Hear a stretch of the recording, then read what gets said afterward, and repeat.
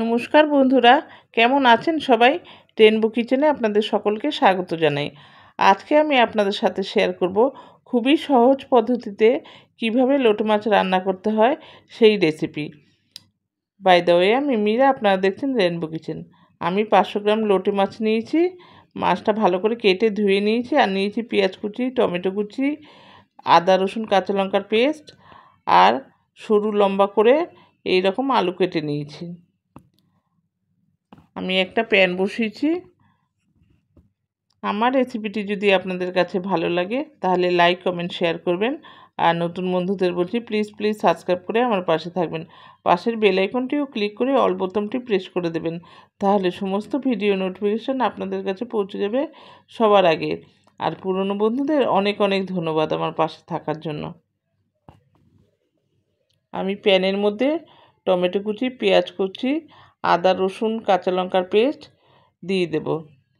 রসুনের পেস্ট একটু বেশি করেই দেব, কারণ রসুন দিলে একটু খেতে ভালো লাগে এই মাছটা।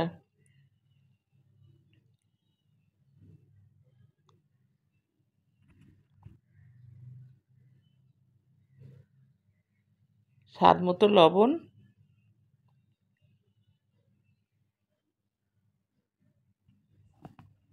হলুদ গুঁড়ো,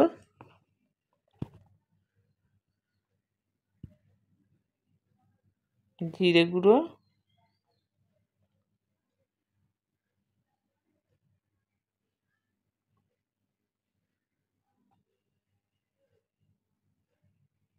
কাশ্মীরি লঙ্কার গুঁড়ো, আর সর্ষের তেল দিয়ে আমি খুব ভালো করে চটকিয়ে মেখে নেব। মেখে টমেটো আর পেঁয়াজটা একদম নরম করে ফেলবো।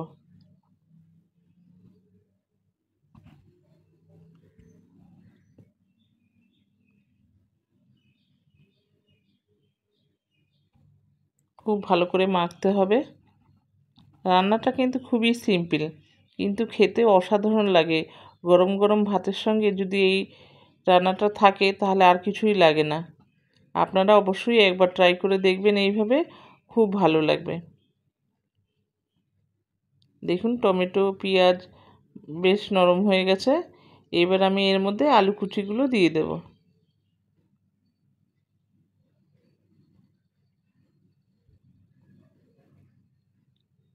আলু কুচিগুলো দিয়েও একটু মেখে নেব।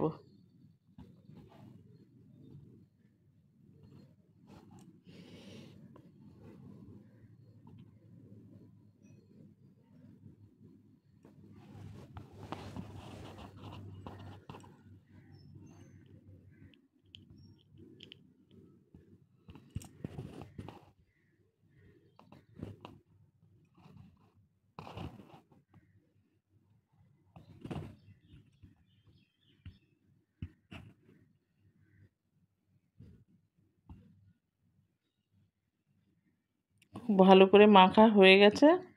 এবার আমি এর মধ্যে লোটে মাছগুলো দিয়ে দেব। লোটে মাছগুলো দিয়ে হালকা হাতে আবারও মেখে নেব।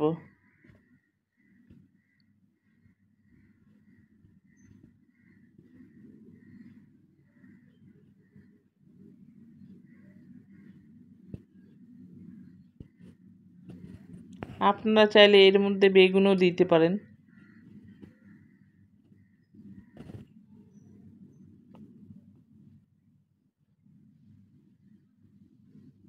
দেখুন মাখা হয়ে গেছে।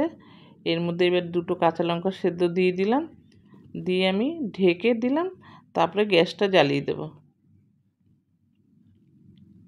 দেখুন ফুটে গেছে।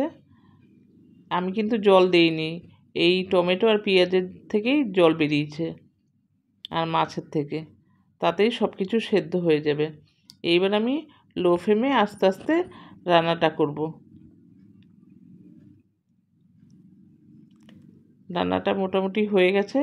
এইবার আমি উপর থেকে ধনেপাতা কুচি দিয়ে দিলাম। দারুণ হয়েছিল কিন্তু খেতে।